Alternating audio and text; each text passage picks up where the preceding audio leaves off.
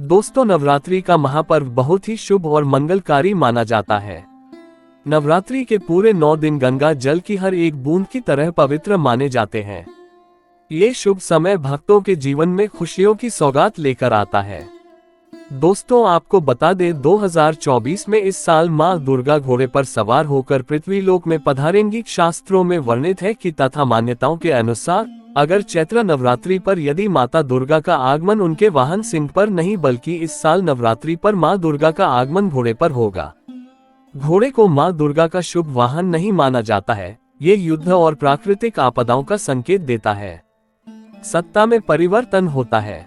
लेकिन इस दिन अभिजीत मुहूर्त के साथ सर्वार्थ सिद्धि और अमृत सिद्धि योग का अद्भुत संयोग भी है, जिससे इस बार के नवरात्रि बहुत शुभ मानी जा रही है।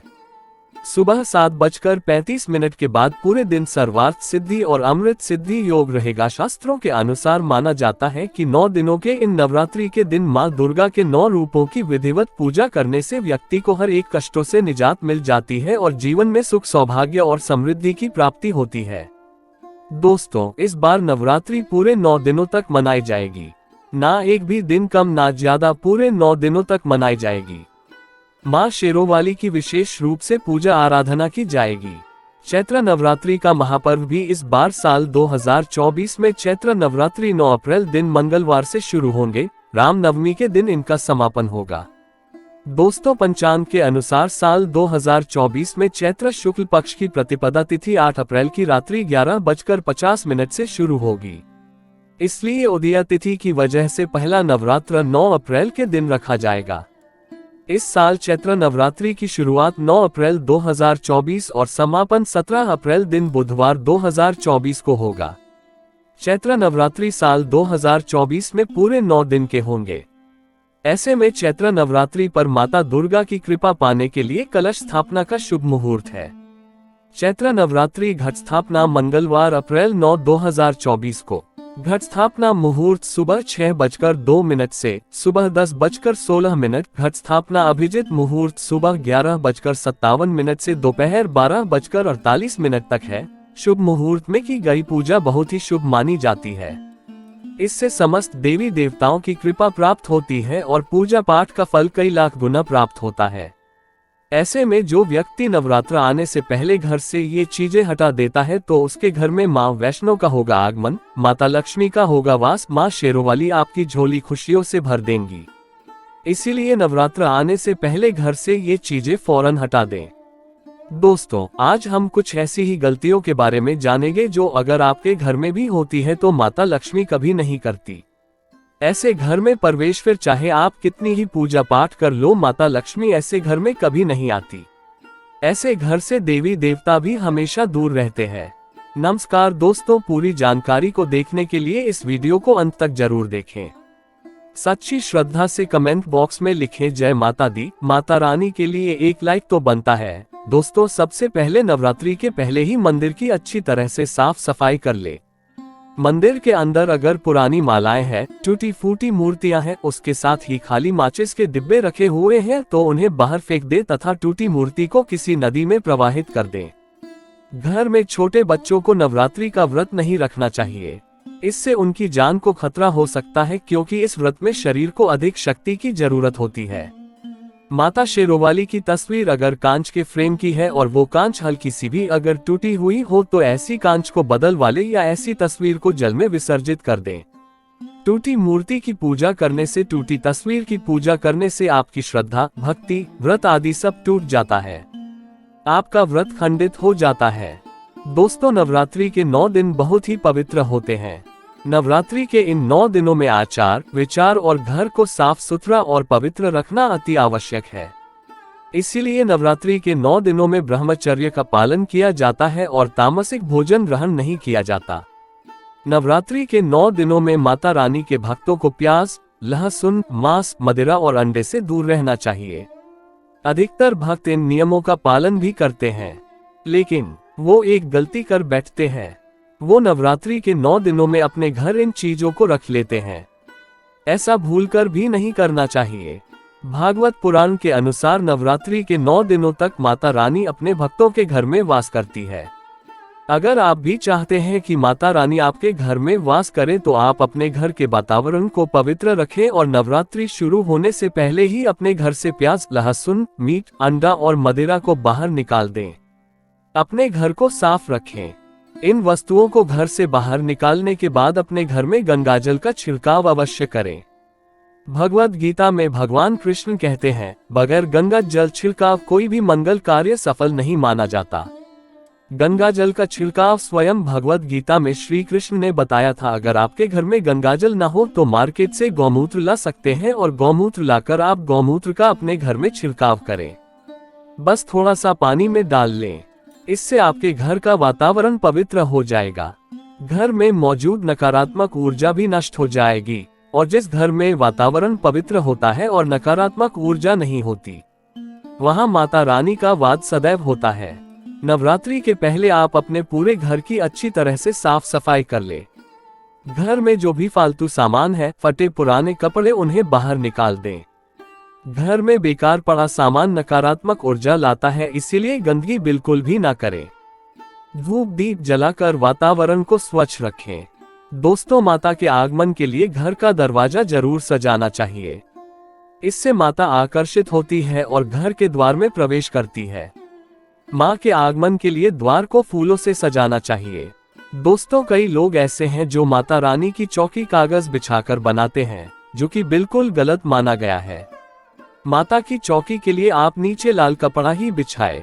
काला कपड़ा और सफेद कपड़ा भूलकर भी नहीं बिछाना चाहिए। ध्यान रखें, कपड़ा फटा भी नहीं होना चाहिए। दोस्तों, अगर आपके घर में देवी देवताओं की खंडित मूर्तियां या फटा हुआ चित्र अगर हो तो उसे किसी पवित्र नदी में विसर्जित कर दी, क्योंकि ऐसी मूर्तियां और चित्र दुर्भाग्य लाती है। देवी देवताओं की खंडित मूर्ति की पूजन ना करें और ना ही उन्हें घर में रखें, क्योंकि उन्हें घर में रखना बुरा माना जाता है। दोस्तों, वहीं अधिकतर लोग अपनी छत पर या अपने घर के मुख्य दरवाजे के आसपास कबाड़ इकट्ठा कर देते हैं। ऐसा करना अशुभ माना जाता है। अगर आपने भी अपने घर में घर के मुख्य दरवाजे पर या छत पर या फिर खासकर घर के उत्तर दिशा में कबाड़ इकट्ठा कर दिया है, तो नवरात्रि शुरू होने से पहले उस कबाड़ को घर से बाहर निकाल दें। दोस्तों, यदि आपके घर कोई भी बंद घड़ी है तो नवरात्रि शुरू होने से पहले उसे अपने घर से हटा दें और नई घड़ी ले आए या उसकी मरम्मत करवा लें। गली को प्रगति का प्रतीक माना जाता है। बंद घड़ी समय से पीछे चलने वाली हमारी प्रगति में बाधा डालती है। इसीलिए नवरात्रि शुरू होने से पहले ही आप बंद घड़ी को घर से बाहर निकाल दें। दोस्तों, अगर आपके घर के मंदिर में किसी भी तरह का कोई फालतू सामान रखा है, जैसे कि सड़े गले फूल, अगरबत्ती, धूपबत्ती के डिब्बे या माचिस आदि के डिब्बे या कोई भी खाली पैकेट मंदिर में ना रखें, या फिर कोई फटी पुरानी धार्मिक पुस्तक या भगवान की कोई भी पुराने कपड़े जो फट गए या मुकुट माला जो खराब हो गई है, तो उन्हें आप जितना जल्दी हो सके अपने मंदिर से हटा दें। नवरात्रि से पहले आप अपने मंदिर की और मंदिर के आसपास की साफ सफाई अवश्य ही करें, तभी माता रानी की चौकी स्थापित करें। इसके साथ ही आप अपने धन रखने के स्थान की सफाई भी अवश्य करें, क्योंकि नवरात्रि के दौरान माता लक्ष्मी भी गृह प्रवेश करती है। धन रखने के स्थान पर किसी भी तरह का कोई भी फालतू सामान, टूटा हुआ सामान ना रखें। धन रखने के स्थान को मंदिर की तरह ही साफ रखें। नवरात्रि के दौरान माता रानी की पूजा में कौड़ियों को शामिल करें। माता रानी के साथ साथ रोजाना कौड़ी का भी पूजन करें। इसके बाद आप कौड़ी को धन रखने के स्थान पर रख दें। ऐसा करने से बरकत हमेशा होती है। अगर आपके पास पुराने जूते चप्पल इकट्ठे हो गए हैं तो नवरात्रि से पहले उन्हें घर से बाहर निकाल दें। पुराने जूते चप्पल की अशुभता के कारण ही घर में नकारात्मक ऊर्जा आती है और घर में अशांति और कलह का माहौल रहता है। नवरात्रि आने से पहले घर से ज्यादा निकालना ना भूले। अगर जिस घर में जाला होता है उस घर में माता रानी का भी वास नहीं करती। साथ ही साथ टूटे फूटे बर्तन अगर घर में पड़े हैं या टूटा हुआ आईना भी अगर घर में हो तो उसे भी निकाल दें। घर में टूटे फूटे ईंट पत्थर भी नहीं रखना चाहिए, इससे माता लक्ष्मी नाराज हो जाती है। अब हम जानते हैं नवरात्रों के दौरान क्या नहीं खाना चाहिए और क्या नहीं पीना चाहिए और कौन सा फल खाने से व्रत संपूर्ण और सफल हो जाता है। दोस्तों, हमारे चैनल को सब्सक्राइब जरूर करें और इस बेल आइकन को दबाना ना भूलें। तो आइए शुरू करते हैं दोस्तों। नवरात्रि के दिन सेब जरूर खाना चाहिए। शास्त्रों में बताया जाता है कि भगवान के भोग में सेब आदि जरूर अर्पित किया जाता है। अगर आपका व्रत है तो आपको सेब जरूर खाना चाहिए। केला, पपीता, तरबूज और मीठे अंगूर जरूर खाना चाहिए। इन फलों से व्रतधारी को शक्ति मिलती है और व्रत संपूर्ण हो जाता है। शास्त्रों में बताया जाता है कि नवरात्रों के दिनों में सीताफल जरूर खाना चाहिए। सीताफल खाने से 10 ऐसी बीमारियां हैं जो खत्म हो जाती है। माना जाता है कि नवरात्रों के दिनों में सीताफल का घर में प्रवेश होना बड़ा ही शुभ माना गया है। सीताफल खाने से नवरात्रि का व्रत सफल हो जाता है, क्योंकि इसमें माता सीता का आशीर्वाद मिला हुआ होता है। नवरात्रि के दौरान इसे जो भी खाता है उसे दुखों का सामना नहीं करना पड़ता। सीताफल आपको जरूर खाना चाहिए। दोस्तों, नवरात्रों में व्रतधारी को डब्बाबंद लस्सी, डिब्बाबंद जूस नहीं पीना चाहिए। उसमें कई केमिकल मिले होते हैं जिसके कारण आपका व्रत टूट सकता है। जब भी आप फलों का जूस पिए तो याद रखें उसमें नमक न डालें, नहीं तो व्रत टूट जाएगा। साथ ही साथ जूस में बर्फ भी नहीं डालना चाहिए। फलों का सादा जूस पीने से व्रत सफल होता है। दोस्तों, नवरात्रि के दौरान सिंघाड़े का आटा या कुट्टू का आटा खाने से पहले ये देख ले कि आटा पुराना नहीं होना चाहिए, क्योंकि पुराने आटे में कीड़े वगैरह पड़ जाते हैं जिसके कारण आपका व्रत टूट सकता है, क्योंकि ये छोटे छोटे कीड़े हमें दिखाई नहीं देते और आपके मुंह तक पहुंच जाते हैं। ऐसा आटा खाना मतलब कीड़े मकोड़ों का मांस खाने के बराबर माना गया है। दोस्तों, नवरात्रि के दौरान आप शाम के समय खाने में दही ले सकते हैं, आलू वगैरह खा सकते हैं, साबूदाने की टिकिया बनाकर खा सकते हैं, साबूदाने की और आलू के पापा भी खा सकते हैं। कई सब्जियां तो ऐसी हैं जो नवरात्रि के दौरान भोजन में शामिल कर सकते हैं। इससे आपको एनर्जी मिलेगी। नवरात्रि के दौरान आप दूध पी सकते हैं जो आपको ताकत देगा। चाय वगैरह भी पी सकते हैं, लेकिन याद रहे उसमें नमक न डालें। एक बात का ध्यान रहे, व्रतधारी को पेट भर खाना यानी गले तक भोजन नहीं करना चाहिए, नहीं तो व्रत रखने का कोई भी फायदा नहीं होगा। थोड़ा थोड़ा खा सकते हैं। दोस्तों, नवरात्रि के 9 दिन आदि शक्ति मां दुर्गा को समर्पित होते हैं। नवरात्रि के 9 दिन माता रानी के 9 अलग अलग स्वरूपों का पूजन किया जाता है। नवरात्रि के 9 दिनों में माता रानी को अलग अलग स्वरूप के हिसाब से अलग अलग भोग अर्पित किए जाते हैं। लेकिन क्या आप जानते हैं कुछ ऐसी वस्तु है जिन्हें नवरात्रि के दौरान भूलकर भी माता रानी को अर्पित नहीं करना चाहिए। अगर इन वस्तुओं को आप गलती से भी माता रानी को अर्पित कर देते हैं तो आपको व्रत और पूजन का पूर्ण लाभ नहीं होगा। इसीलिए माता रानी की कृपा प्राप्त करने के लिए आपको ये जानना अति आवश्यक है कि वो कौन सी ऐसी वस्तु है जो माता रानी के पूजन में भूलकर भी इस्तेमाल नहीं करना चाहिए। तो आइए मां का जयकारा लगाते हुए वीडियो को शुरू करते हैं। दोस्तों, नंबर 1, नवरात्रि के दौरान शादीशुदा महिलाओं को सफेद कपड़े पहनकर पूजा पाठ नहीं करना चाहिए। साथ ही साथ काले कपड़े भी नहीं पहनना चाहिए। इससे पूजा, व्रत आदि खंडित हो जाती है। माता की चौकी जब आप लगाए तो उसके नीचे कागज नहीं लगाना चाहिए। माता की चौकी हमेशा लाल कपड़ा बिछाकर ही बनाना चाहिए। हमेशा याद रहे, नवरात्रों के इन 9 दिनों तक व्रतधारी को अपना आसन मां की चौकी के आगे ही लगाना चाहिए और वहीं पर आपको सोना चाहिए। मंदिर को नवरात्रों के दौरान अकेला नहीं छोड़ा जाता, बहुत ही अशुभ माना जाता है। इससे दुर्गा माता नाराज हो जाती है और हमेशा के लिए चली जाती है।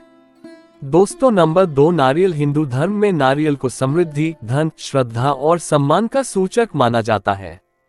नारियल को श्रीफल भी कहा जाता है। नारियल को सुख समृद्धि में वृद्धि करने वाला माना जाता है। नारियल तो हर मांगलिक कार्य में विशेष महत्व होता है। जैसे कि आप सभी जानते हैं कि माता रानी के कई मंदिरों में नारियल से बलि भी दी जाती है और माता रानी के पूजन में नारियल का इस्तेमाल हम सभी करते हैं। खासकर कलश की स्थापना नारियल रखकर ही की जाती है।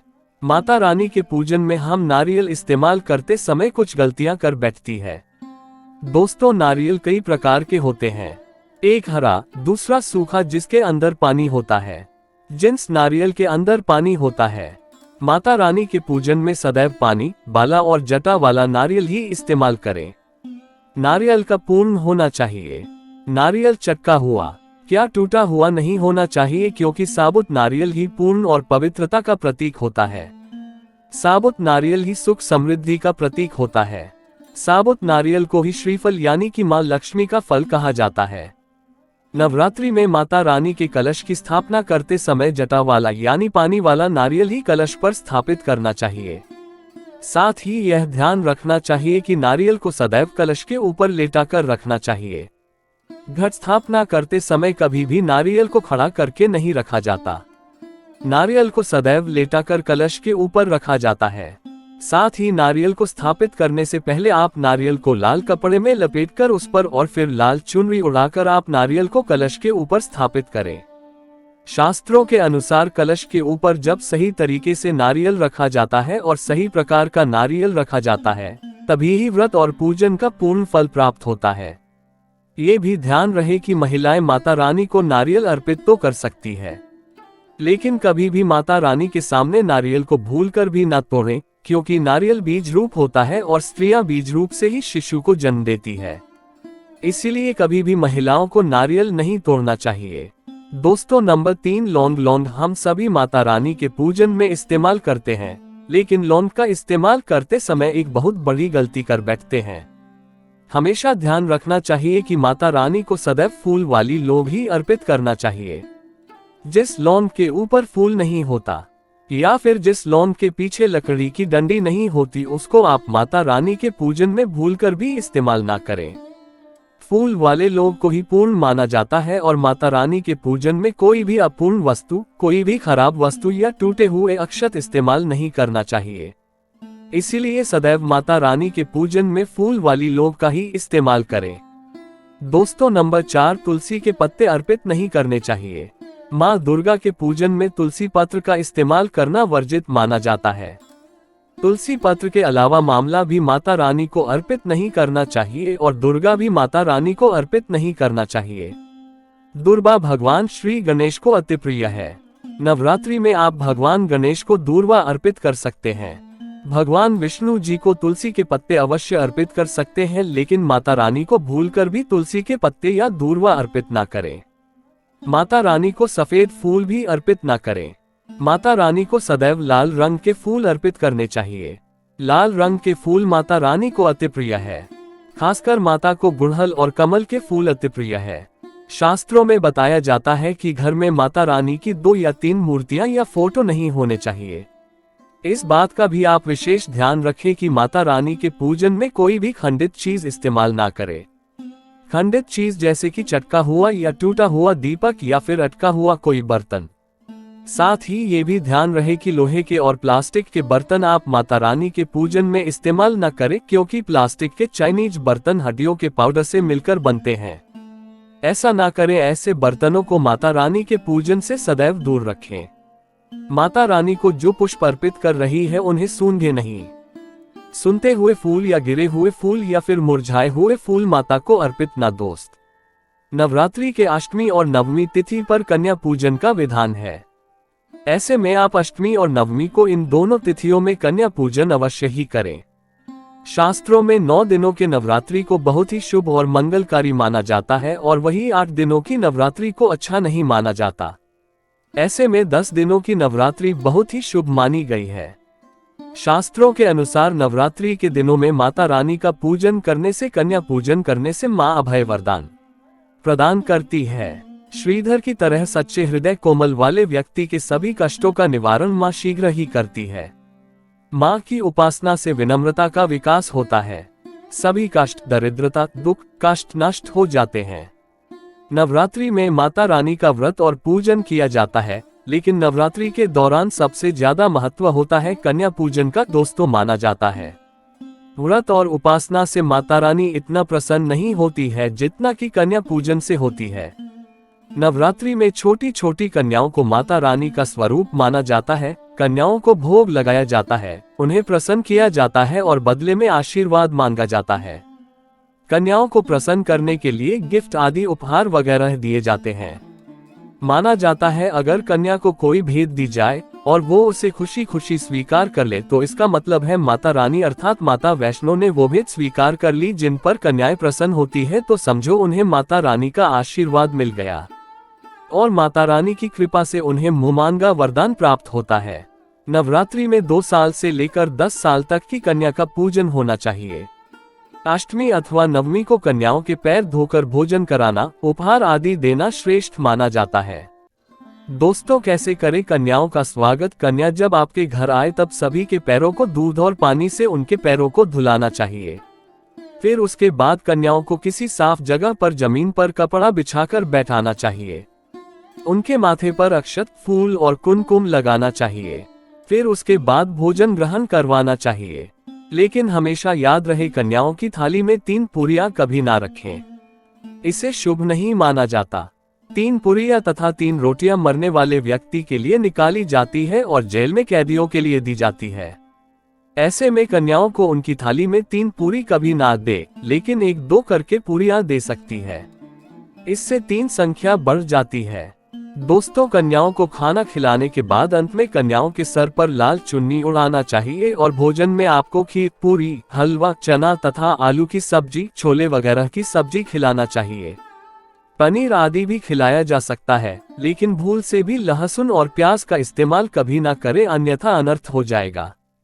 अक्सर कई लोग कन्याओं को कुरकुरे का पैकेट, चिप्स वगैरह का पैकेट खिलाते हैं, जो कि घोर अनर्थ माना जाता है, क्योंकि इसमें लहसुन, प्याज का इस्तेमाल होता है, जिसके कारण आपका व्रत खंडित हो सकता है।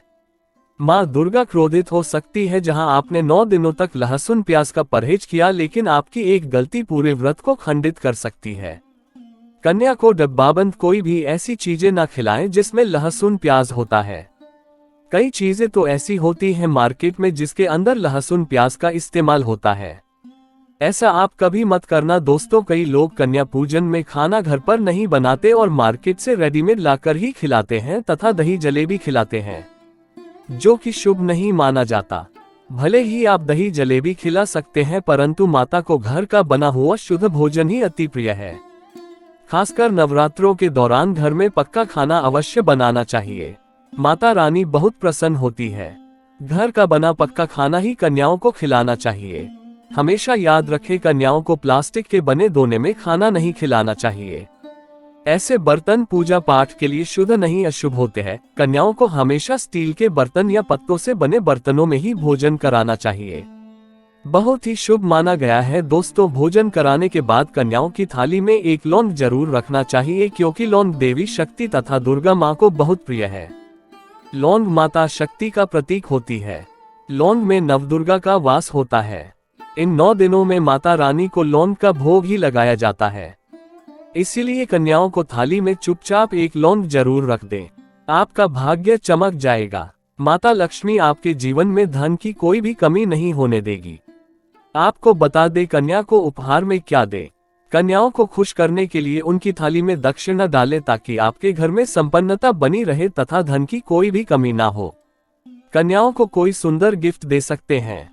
शास्त्रों में बताया जाता है कि कन्या जितना खुश होती है, माता रानी उतना ही जल्द फल की प्राप्ति प्रदान करती है। ऐसे में आप कन्याओं को चॉकलेट बॉक्स दे सकते हैं तथा खूबसूरत कपड़े दे सकते हैं। याद रहे, काले कपड़े ना दे और स्टील के बर्तन भी गिफ्ट के तौर पर दे सकते हैं। याद रहेगी, कन्याओं को लोहे का कोई भी सामान नहीं देना चाहिए। दोस्तों, जब कन्या अपने घर के लिए प्रस्थान करे तो उनके चरण जरूर छू लें और अपने मन में अपनी प्रार्थना को पूरा करें। सच्चे दिल से मांगी हुई मुराद माता रानी अवश्य ही पूरी करती है। दोस्तों, आप में से कौन कौन चाहता है माता रानी को अपने घर पर बुलाना, तो सच्चे दिल से कमेंट बॉक्स में लिखें। माँ हमारे घर जरूर पधारे, माता रानी के लिए एक लायक तो बनता है। जय माता दी।